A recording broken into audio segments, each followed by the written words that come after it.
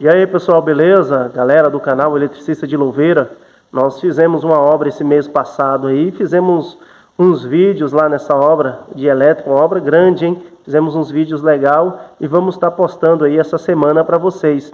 E esse filme aí, a história da eletricidade, né? Que é Viagem na Eletricidade. Quando eu fiz o curso há 20 anos atrás de eletricista, o professor passou para a gente esse filme para a gente assistir, né? E a maioria das pessoas que está aí fazendo o curso com a gente está querendo assistir o filme e a gente está postando aqui para as pessoas que estão fazendo o curso, está assistindo também o filme. É um filme meio antigo, um filme de desenho ilustrado, mas é um filme que abre um leque na mente de quem está começando. Eu sei que a maioria dos inscritos aqui no canal já assistiram, né? Mas para quem está começando, esse filme aí eu recomendo para você. A história da elétrica, né? Que é Viagem na Eletricidade, tá bom? Um bom filme aí para vocês que ainda não assistiu. Fique com Deus e essa semana nós vamos estar postando os vídeos aí, tá bom? Não se esqueça de se inscrever no canal para estar por dentro desses vídeos que vamos estar postando essa semana. Um abraço, fique com Deus.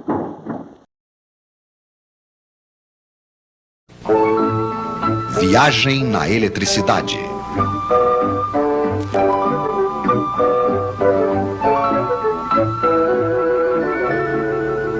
As fontes da corrente.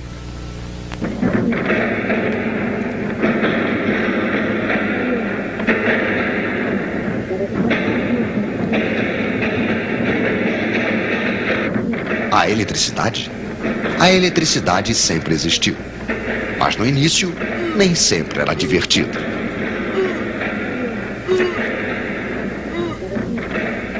As pessoas acreditavam que lá em cima, no céu, havia minas de eletricidade, com um canalha que lançava relâmpagos sobre eles.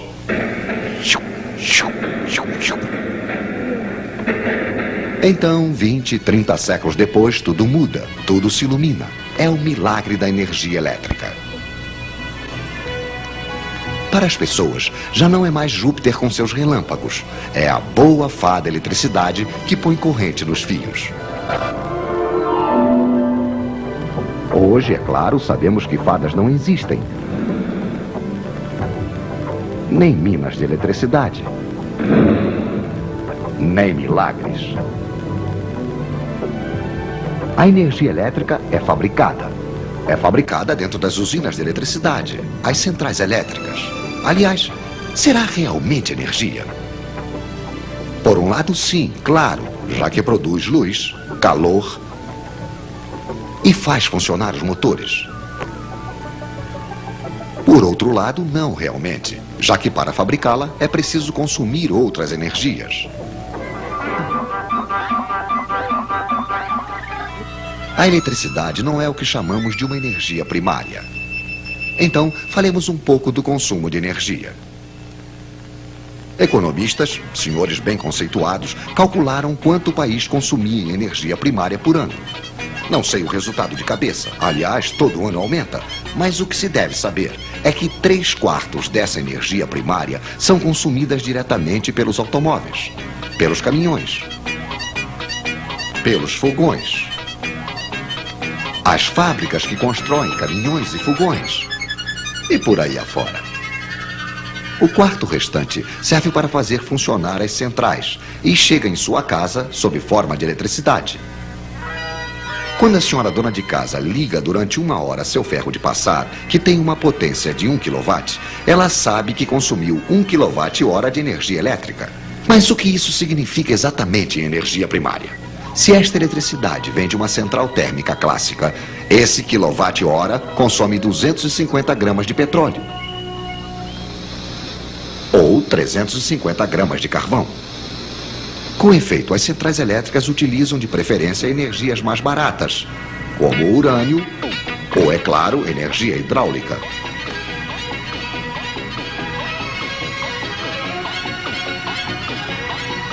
E como todas as centrais são interconectadas, os quilowatts-hora da senhora dona de casa se compõem de todas essas energias ao mesmo tempo. O urânio, o carvão, um pouco de petróleo e um bom terço de água.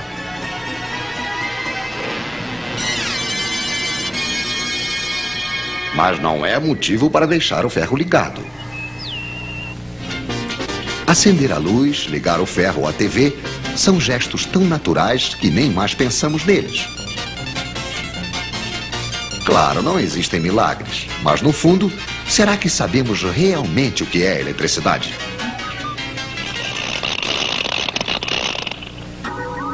Entre o carvão que queima na central e o aparelho de TV, o que acontece na verdade? E ainda, por que é preciso 2 fios e por que algumas vezes há mesmo 3? E a corrente alternada trifásica, o que é? E os amperes, os ohms, os watts, o que são? Estão vendo? Não se sabe direito.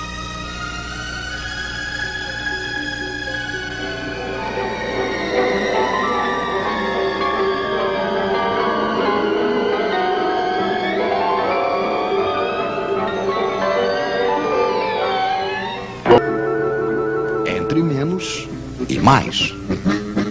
Senhores conceituados em uma certa época descobriram a eletricidade. Eles tinham rodelas de metal e de pano molhadas em um ácido, que eles empilhavam umas sobre as outras. Isto fazia uma pilha de rodelas, uma pilha elétrica. Então eles disseram: a eletricidade deve ser alguma coisa que sai por um fio e entra por outro. Então eles escreveram mais de um lado e menos do outro, e decidiram que a eletricidade ia do mais para o menos. Mas tudo isso ao acaso. Para saber ao certo, seria preciso ver de perto os átomos dos fios. Hoje, graças a nossas câmeras especiais, estamos habilitados para apresentar-lhes aqui alguns átomos que nos deram a honra de vir em nossos estúdios para nos explicar. Um átomo é, antes de tudo, um núcleo com cargas elétricas mais. Em torno, vem girar cargas elétricas menos. São os elétrons. Quando existe a mesma quantidade de menos que de mais, as cargas elétricas se anulam. O átomo é eletricamente neutro. Mas os elétrons adoram passear. Então, assim que falta um elétron, há uma carga a mais que não é mais anulada. O átomo não é mais neutro. Ele se torna positivo. E quanto mais lhe falta elétrons, mais o átomo é positivo. Ele só terá uma vontade, o átomo, claro, que é a de recuperar elétrons.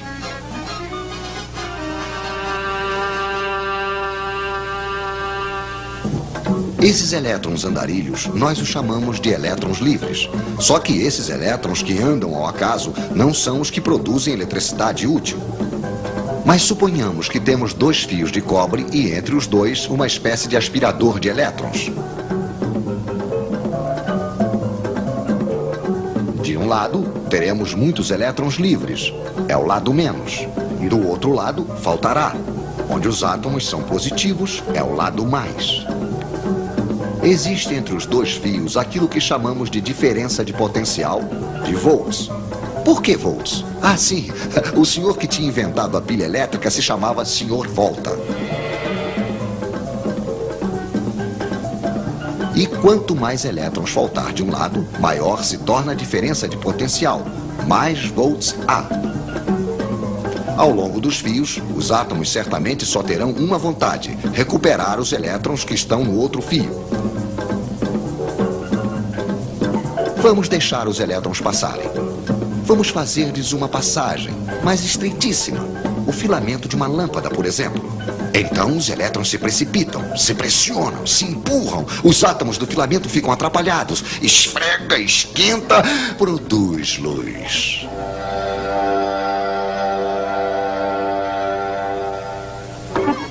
Temos uma corrente de elétrons que vai do menos para o mais.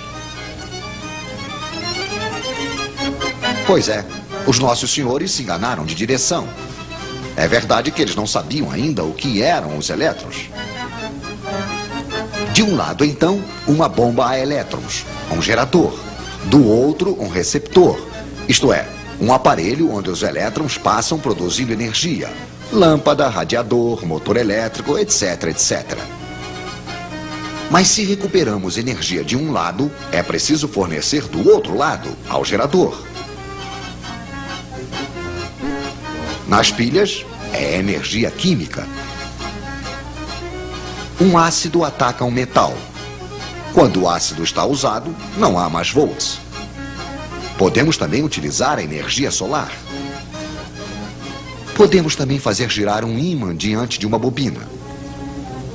Aí é preciso energia mecânica. É um pouco desse modo, porém mais complicado, que é fabricada a eletricidade que chega na casa de vocês. Mas não tentem saber onde está o mais e onde está o menos. É uma corrente que muda de sentido o tempo todo, a corrente alternada. Mas voltaremos a falar disso. Os Três Mosqueteiros. Agora sabemos o que é a eletricidade. Entre dois fios, liga-se um gerador. Dentro de um dos fios, temos elétrons demais. Dentro do outro, falta. No outro lado dos fios, os elétrons passam através de um receptor desprendendo energia. Isso faz uma corrente de elétrons. É muito simples. Infelizmente, na prática, não vemos os elétrons. E se vocês quiserem se situar nos circuitos elétricos, precisam de um pouco mais de informação, é claro. Esses senhores vão nos ajudar. O gerador cria entre os dois fios uma diferença de potencial ou tensão. Isso é medido em volts. Obrigado, Sr. Volta. O gerador pode ser uma pilha, uma bateria de carro ou simplesmente uma tomada. O receptor pode ser uma lâmpada, um ferro de passar, um radiador elétrico, enfim, uma quantidade de aparelhos mais ou menos potentes. A potência se mede em watts, em quilowatts. Obrigado, Sr. Watts. Assim que o receptor é ligado ao gerador, uma corrente passa e não se precisa ser diplomado em eletricidade para compreender que se ligarmos uma lâmpada 2 vezes mais potente, vai passar uma corrente 2 vezes mais intensa. Isso supondo que a quantidade de volts não tenha mudado. A intensidade da corrente se mede em amperes. Poderíamos medi-la, é claro, mas não é necessário. Conhecemos a voltagem. Está escrito nas pilhas ou nos contadores. Conhecemos a potência, está escrita nos aparelhos. Basta fazer uma pequena divisão. Intensidade em amperes igual a potência em watts dividido pela tensão em volts. Por exemplo, quanto passa de amperes dentro de um radiador de 1500 watts ligado em uma voltagem de 220 volts? Pois é, passará 1500 dividido por 220, que é igual a 6,8 amperes, se não tivermos errado, é claro. Mas acho que os senhores nos prepararam um pequeno exercício. Em uma mesma tomada, eles vão ligar 3 lâmpadas de 100 watts, um radiador de 1500 watts, uma torradeira de 760 watts e um forno elétrico de 3000 watts. Problema: calculem a intensidade da corrente que vai passar na tomada. Bem, é muito simples. 100 mais 100 mais 100 mais 760 mais 1500 mais 3000. Potência total, 5560 watts. Dividido pela tensão 220, igual, senhores, igual a 25 amperes.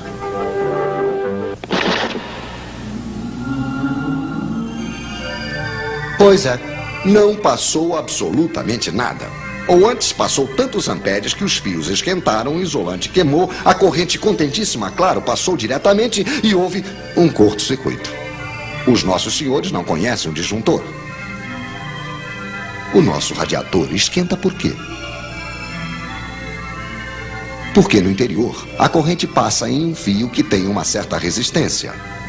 Para a resistência dos receptores, precisamos de um quarto mosqueteiro, o ohm, que se escreve ômega. Obrigado, Sr. Ohm. Poderíamos medir esta resistência, mas também não precisamos, pois é calculada facilmente. Resistência em ohms igual a tensão em volts dividido pela intensidade em amperes. O seu radiador, que deixa passar uma corrente de 6,8 amperes, terá uma resistência de 32 ohms. Mas é realmente interessante saber disso? Sim, pois os fios que vão para o radiador também têm uma certa resistência. Se eles são finos demais, longos demais e estão em péssimo estado, terão a mesma resistência que o radiador e vão desprender o mesmo calor que este, o que será suficiente para fundir o isolante.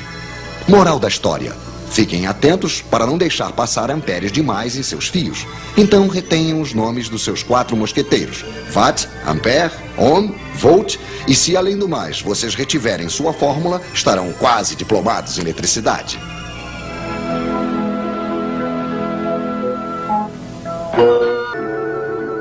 A alternada. No princípio, para ter eletricidade, certos senhores tinham inventado a pilha elétrica. Dentro de uma pilha, sob efeito da energia química, temos de um lado elétrons menos, do outro não, é o lado mais. Os elétrons se recombinam com os mais, passando no filamento de uma lâmpada, por exemplo. A corrente é contínua, porque os elétrons menos estão sempre do mesmo lado. Outros senhores tinham aperfeiçoado um outro método. Com fios bem isolados, eles faziam uma bobina e, na frente, divertiam-se em girar um ímã.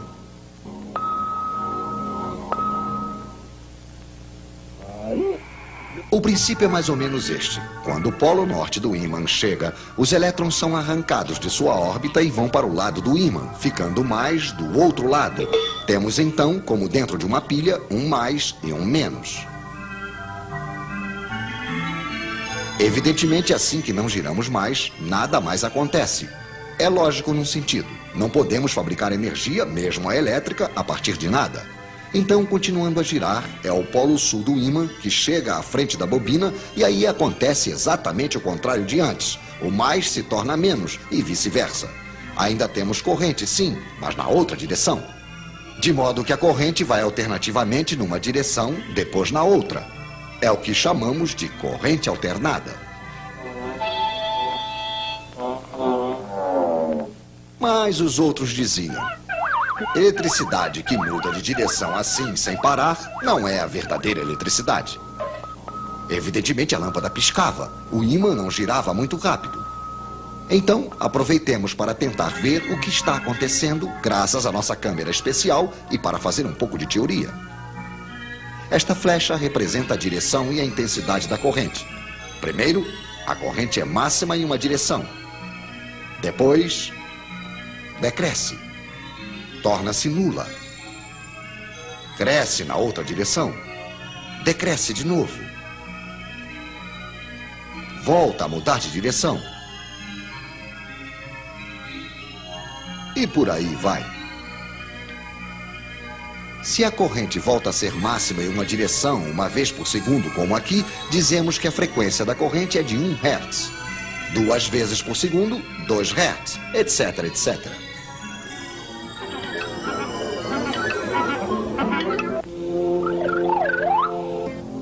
Há um outro modo mais divertido de ver as coisas. Pegue a flecha que representa a intensidade máxima,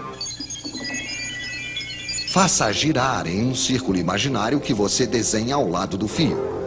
Pois bem, em qualquer momento, a intensidade real que passa dentro do fio é igual a isto. Quer dizer, a projeção ou a sombra da flecha giratória sobre o fio.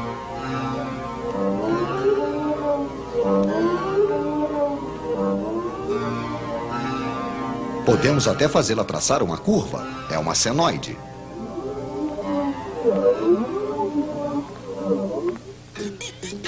Mas voltemos aos nossos senhores. Eles aperfeiçoam o alternador. O ímã põe-se a girar mais rápido. A frequência da corrente aumenta, 4 Hz. Para 10, 12 Hz. Já quase não pisca. 50 Hz. Aí já não percebemos mais nada.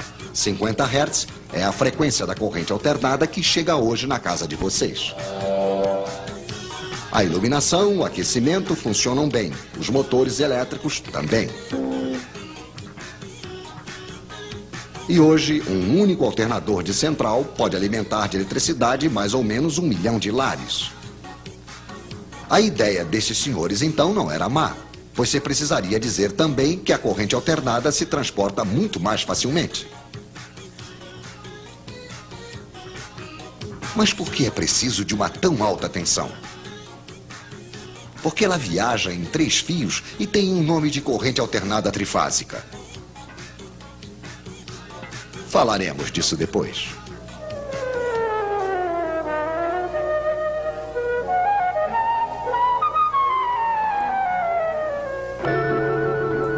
A arte de cortar os fios em 4.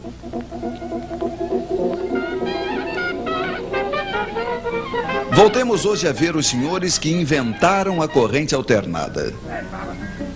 O ímã gira de frente a uma bobina, isso produz corrente, ela muda de direção. É a corrente alternada.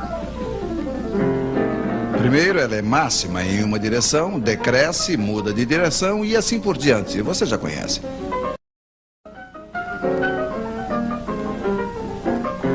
Mas então se diziam os senhores, por que colocar apenas uma bobina? Por que não 2? Por que não 3? E de fato, como uma única máquina, elas faziam 3 correntes. Este é o princípio da corrente trifásica. 3 correntes com 2 fios cada uma, total 6 fios. Apesar de tudo, era muito fio. Deveria ter um modo, disse alguém. E era verdade, tinha um modo. Tomemos um fio de cada circuito. Em cada um deles circula uma corrente alternada, estamos de acordo?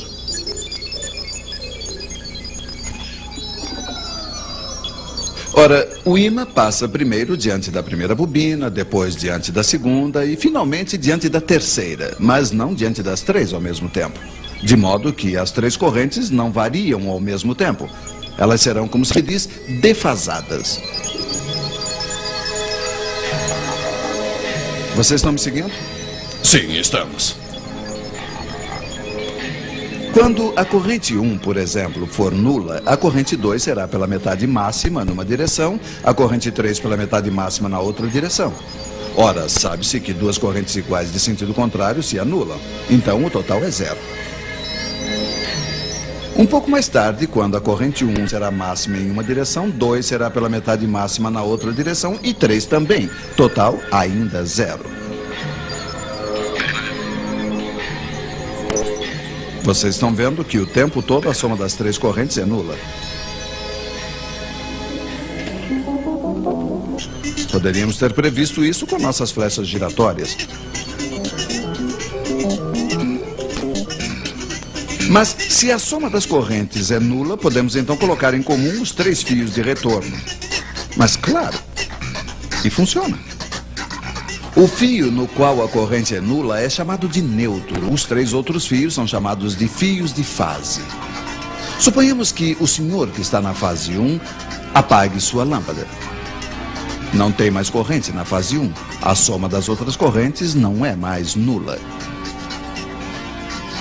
As 3 fases não estão mais equilibradas e passa a corrente no neutro. Nesse caso, não podemos suprimi-la.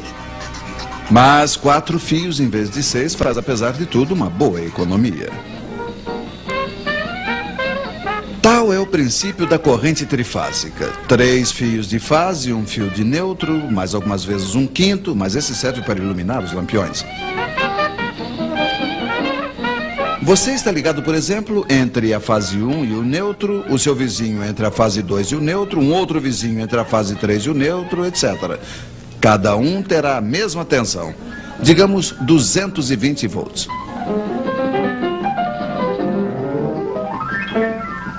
Se nos ligarmos entre 2 fios de fase, aí teremos 380 volts. É a tensão forte para as instalações maiores. De um lado do transformador que alimenta a cidade, as 3 fases não estão equilibradas. Mas ele se vira para equilibrá-las graças a uma astúcia elétrica, que será um pouco longo para explicar a vocês. A partir daí, não se precisa mais do neutro, ficam apenas 3 fios. É assim que viaja a corrente trifásica, de transformador em transformador até a usina elétrica.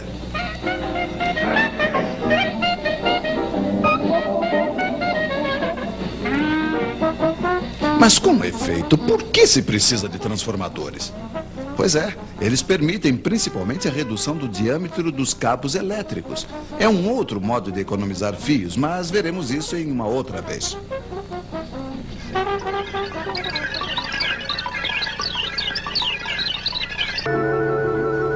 Volts para ir mais longe. O último episódio de nossa viagem na eletricidade levou-nos a esta charmosa cidade, Eletrópolis. 300 casas. Suponhamos que se queira alimentá-la em 220 volts trifásica. Isso fará 100 casas por fase. Cada casa terá necessidade em média de uma potência de 5 kW. Nesse caso, 500 kW por fio de fase. Fácil. Suponhamos ainda que a 10 quilômetros haja uma usina elétrica que produz 220 volts. Pois bem, só nos resta colocar fios entre os dois. Mas de que grossura? É preciso saber, isso é importante. E eis os nossos especialistas em teoria elétrica, senhores Watt, Volta, Ohm e Ampere, que nos ajudarão. Primeiro, a corrente que passará será de quantos amperes em cada fio? O ampere nós já conhecemos, é a potência em watts dividida pela tensão em volts. Então, 500 kW, isto é, 500 mil watts divididos por 220 volts igual a 2.300 amperes, não é pouca coisa. E se fizéssemos passar todos esses amperes por fios pequenos demais, eles começariam a esquentar, provocaria calor que desapareceria no ar.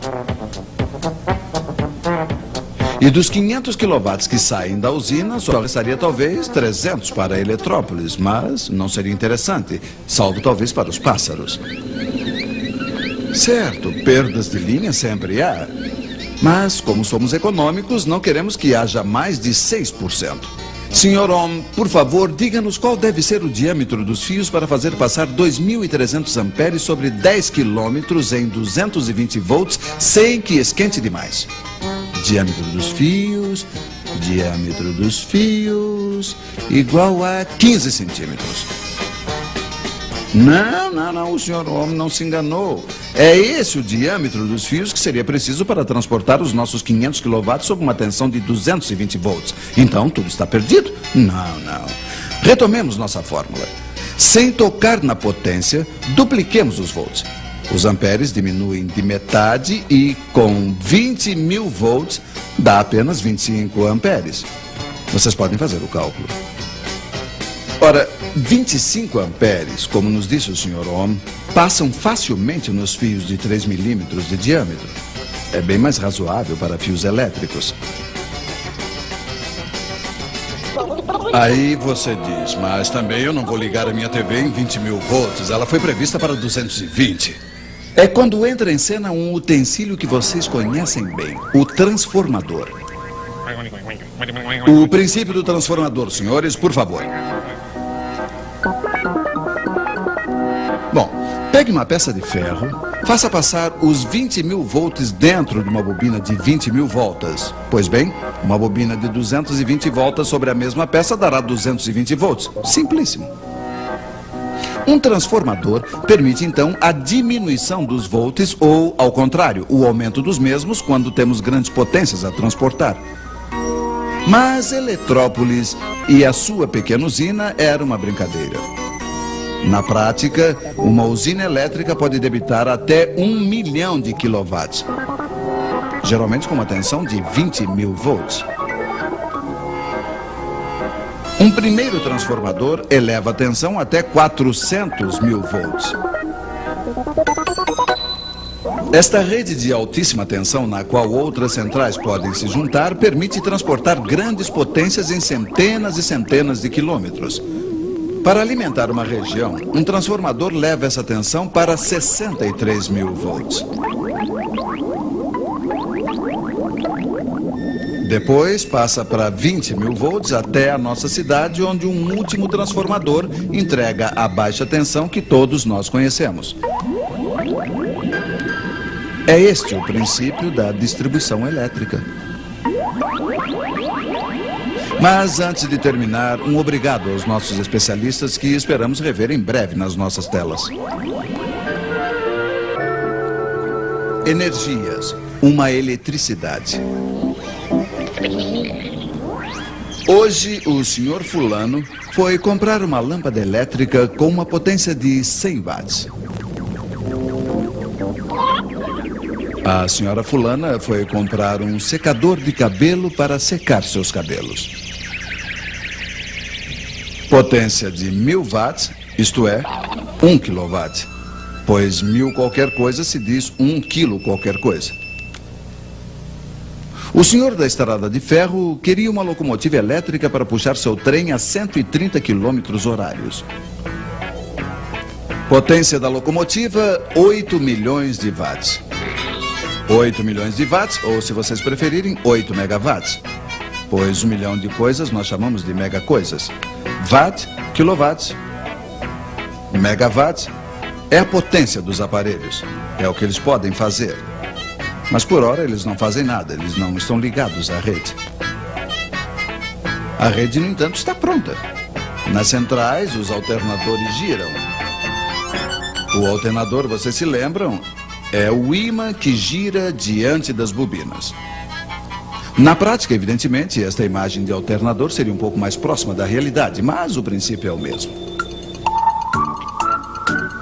As bobinas são chamadas de estator. O ímã, que na realidade é um eletroímã, se chama rotor. Ele gira a 3.000 voltas por minuto e o estator solta uma corrente alternada trifásica com uma frequência de 50 Hz, exatamente. Este alternador tem uma potência máxima de 600 megawatts, mas, atualmente, o senhor da central nos diz que ele funciona com apenas 50% de sua potência. 300 megawatts quer dizer que ele faz funcionar apenas o equivalente a 300 secadores de cabelo de 1 kW cada.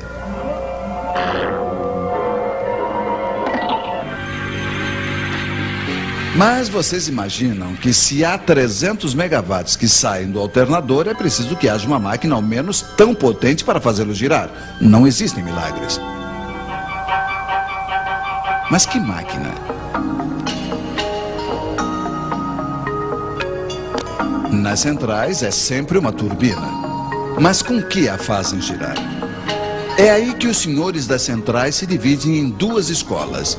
De um lado, os hidráulicos, assim chamados porque fazem girar suas turbinas com a água dos rios e das barragens.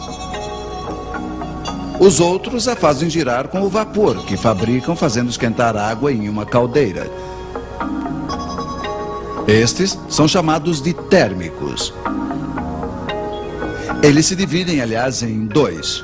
O térmico clássico, que esquenta sua caldeira com carvão, petróleo, gás. O outro, o térmico nuclear, se serve de um reator. Mas voltemos à nossa central. Ela continua debitando seus 300 megawatts. Suponhamos que, de repente, eis que 40 locomotivas são ligadas, além dos 300.000 secadores de cabelo já ligados. O que faz no total 600 megawatts que a rede necessita. Se a nossa central fornece sozinha os 300 megawatts, ela já não basta. É preciso aumentar a potência. O senhor hidráulico abre o registro da água. O térmico abre a chegada de vapor, sem esquecer, claro, de atiçar o fogo e abrir também o registro do combustível. A potência da máquina aumenta. O alternador solta seus 600 megawatts, mantém sua velocidade e os seus exatos 50 Hz. Na prática, tudo isso é automático. Ninguém se dá conta de nada, salvo, é claro, o térmico, que vê o consumo de combustível aumentar, ou o hidráulico, que pode ver a reserva de água baixar. Mas a água, em princípio, não custa nada. Então, se a água não custa nada, por que não fazer apenas centrais hidráulicas? Seria muito mais econômico. Veremos isso na próxima vez. Uma eletricidade, a água. Quem é que fica alegre quando a chuva começa a cair? Dizem que são os caramujos, os repolhos e as beterrabas também. mas sem exagerar. Um que esfrega as mãos de alegria é o senhor da central hidráulica, o hidráulico. Porque ele faz girar suas turbinas unicamente com água. E podemos compreender que isso lhe interesse. A sua central tem uma potência, digamos, de 300 megawatts. Ora, 300 megawatts, para se ter uma ideia, supõe que devem passar pelas turbinas 300 metros cúbicos por segundo de uma água que vem de 100 metros acima. Pois, como todos sabem, a potência é proporcional ao caudal em metros cúbicos por segundo multiplicado pela altura da queda em metros. Quer dizer que, do ponto de vista da energia hidráulica, existe água e água. Sim, porque milhares e milhares de metros cúbicos que chovem sobre uma região sem relevo não oferecem nenhum interesse, eletricamente falando. Pelo contrário, se a região é muito montanhosa, então aí é como um tesouro elétrico que escorre para o mar. A condição, claro, que ao longo de todo o caminho que leva ao mar, tenhamos hidráulicos que velem para que a água trabalhe dentro das turbinas precisamente. A França é razoavelmente montanhosa e os rios são equipados quase ao máximo. De modo que a energia hidráulica lhes fornece aproximadamente 1/3 da eletricidade de que necessitam. Mas como recuperar essa energia? Nas partes altas da região, nas montanhas, o hidráulico não encontra grandes caudais, 30 metros cúbicos por segundo. E para retirar 300 megawatts com isso, é preciso em torno de 1000 metros de queda. Mas 1000 metros de queda em montanha, isso se encontra facilmente, é verdade. Os nossos 30 metros, então, são gentilmente solicitados, ou antes forçados, a descer seus 1000 metros em condutos. Condutos forçados, com efeito. Embaixo, temos uma turbina de tipo especial, uma turbina Peyton, para quem se interessar. A água sai num jato forte e gira. Tal é o princípio da central de alta queda. Uma vez caídos de 1000 metros, os rios em geral se unem para descer ao longo dos vales mais confortáveis.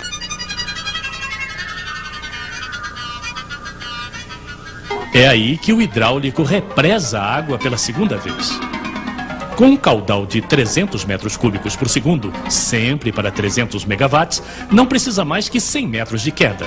É a central de média queda. Ainda mais abaixo, os rios se tornam grandes torrentes. Aí temos centrais de baixa queda, vocês devem ter adivinhado. Para 10 metros de queda, nossos 300 megawatts precisam de 3.000 metros cúbicos por segundo. Não é pouca coisa. É preciso até contar um pouco mais, pois se precisa pensar nos navios. Assim, de barragem em barragem, a água e o hidráulico descem até o porto, onde desfrutam um merecido repouso. A água nem tanto, aliás, pois ei-la já transformada em nuvem para recair sobre a região, se a meteorologia assim quiser. E se a meteorologia não quiser, os caramujos entram em suas casas, os repolhos e as beterrabas empalidecem, os caudais enfraquecem. Mas os hidráulicos, muito astuciosos, têm um estoque de água em seus reservatórios, pois a água é um modo bastante fácil para estocar a eletricidade. Existem até mesmo usinas hidráulicas bastante engraçadas, onde se bombeia a água para cima para fazê-la descer depois. Não é coisa de história em quadrinhos. Isto consiste, de fato, em emprestar energia da rede durante as horas de menor movimento para restituí-la no momento em que a rede mais necessitar.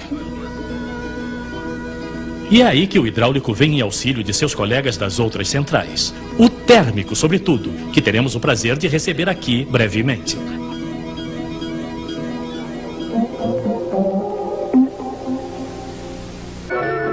Entre quente e frio, o princípio de Carnot.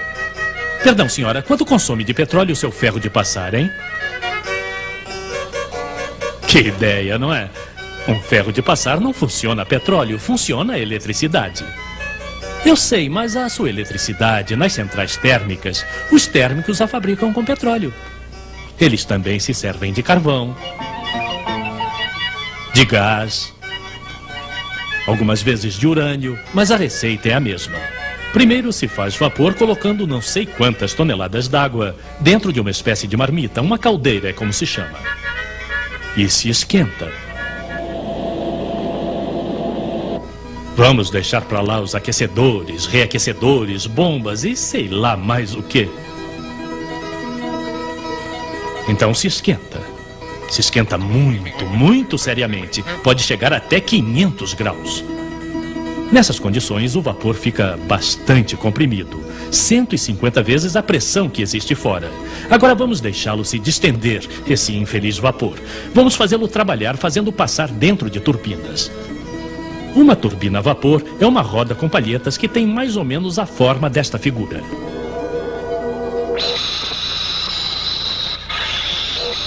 Então encontramos o nosso vapor na saída completamente distendido dentro de um segundo recipiente chamado condensador, onde naturalmente ele se condensa, como seu nome o indica.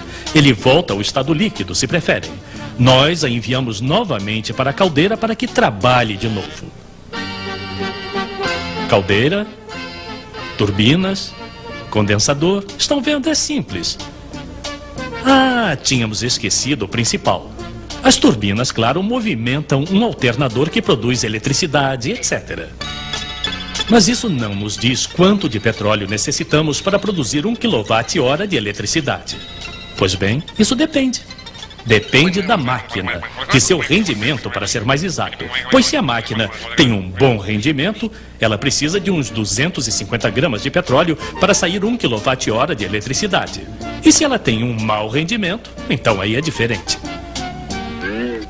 Mas perguntaria à senhora, o que é preciso para que a máquina tenha um bom rendimento, como o senhor diz? Ah, se o senhor Carnot estivesse aqui, ele responderia melhor que eu. Nicolas Carnot era um rapaz bastante dotado que procurava justamente descobrir como melhorar o rendimento das máquinas de seu tempo. E bem que as coitadas precisavam. Primeiro, tapar os escapamentos, ele pensou. Isso não faria nenhum mal. Mas ele pensou também que o rendimento devia depender da diferença de temperatura. Que diferença? Pois bem, de um lado, a temperatura da fonte quente, isto é, a nossa caldeira. Do outro lado, a temperatura de nossa fonte fria, o nosso condensador. E quanto maior a diferença, melhor o rendimento. Então, esquentar mais de um lado é bom. Mas também é preciso esfriar do outro. E é lógico, porque esquentar a caldeira provoca pressão, estamos de acordo. Esfriar o condensador, ao contrário, provoca depressão, vazio. E quanto maior a diferença de pressão, mais o vapor se distende, mais ele trabalha e melhor é o rendimento. Então o nosso térmico em sua central, que quer tirar o máximo de quilowatt-hora de seu petróleo, segue os conselhos do Sr. Carnot. Do lado fonte quente não se pode subir mais. Do lado fonte fria, então aí resfria-se o condensador muito vigorosamente com uma corrente d'água que necessita de uma quantidade enorme de canos. Mas muito vigorosamente quer dizer que é preciso fazer passar aí por dentro uns 25 metros cúbicos d'água por segundo. Isso não se encontra tão facilmente quanto um cavalo. Então não se espantem se as centrais térmicas forem instaladas de preferência na beira do mar ou dos rios. É para esfriar seu condensador, melhorar o rendimento e tirar o máximo de eletricidade de seu petróleo ou carvão. A eletricidade em movimento. Hoje, para variar, que tal falarmos de espaguetes, hein? Então vamos lá. De um lado, nós, os consumidores de espaguetes. Do outro, em algum lugar bem longe, estão os produtores de espaguetes com máquinas de espaguetes. Mas quando certa noite decidimos comer espaguetes, isto não significa que as máquinas de espaguetes terão que trabalhar nessa hora, não é mesmo? Não, porque entre o produtor e o consumidor existem, como dizemos, os estoques. Mas com a eletricidade não é a mesma coisa. Não podemos colocá-la em reserva nem nas tomadas, nem nos fios, nem nas usinas. Então como fazemos? Suponhamos primeiro que exista uma única usina para alimentar a sua região. Assim, um consumidor vai precisar de uma potência de 3 kW para cozinhar espaguetes, por exemplo. Pois bem, é preciso que a central debite imediatamente na rede 3 kW a mais e não pode deixar para amanhã de manhã. Então o homem da central vai fazer sua turbina aumentar a potência em 3 kW. E reciprocamente, é claro, se em alguma parte alguém desliga uma máquina de 300 kW, uma máquina de espaguetes, por exemplo, na central será preciso reduzir a potência em 300 kW. Sim, o tempo todo, a potência fornecida à rede deve ser exatamente igual à potência total pedida pelos consumidores. Ora, isso pode variar enormemente. Para dar um exemplo, vamos supor que grandes nuvens chegam à região, não se vê mais direito, começa a fazer frio. As pessoas vão acender as luzes, assistir à TV, os aquecedores elétricos vão ser ligados. Isto vai exigir não sei quantos megawatts a mais. Isto é, bruscamente vai haver um excesso de demanda. Ora, uma central elétrica não é como um carro. E subir e descer bruscamente a potência não é muito bom para as centrais. Salvo, é claro, se elas forem previstas para isso. Mas, felizmente, eu fiz um trato com meu colega da região ao lado e ele me fornece eletricidade. Um pouco mais tarde, a nuvem chega até ele. Aí, é a minha vez de fornecer-lhe eletricidade. As nossas duas centrais são, como se diz, interligadas. E ao invés de termos dois excessos de demanda bruscas, temos algo bem melhor. Então, o que se faz com duas centrais se pode fazer ao nível do país inteiro. Muitas centrais, uma rede de interligações que coloca em comum a produção de todas elas. Mas não podemos pedir aos homens de todas as centrais que passem seu tempo se telefonando para ficarem sincronizados. Não, há outros homens que se ocupam apenas disso.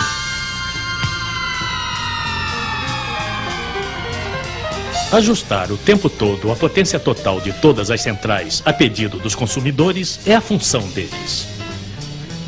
Eles fizeram previsões e sabem que ao longo do dia vai ser preciso fornecer uma potência mínima de tantos milhões de quilowatts.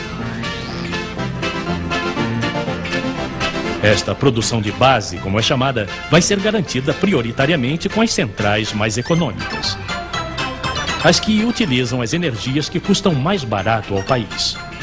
E essas vão funcionar ao máximo de sua capacidade, sem se ocuparem de excessos de demanda nem de nada. Para as grandes e pequenas demandas, entram em cena centrais especializadas nesse gênero de esporte. As que sobem e descem de potência facilmente.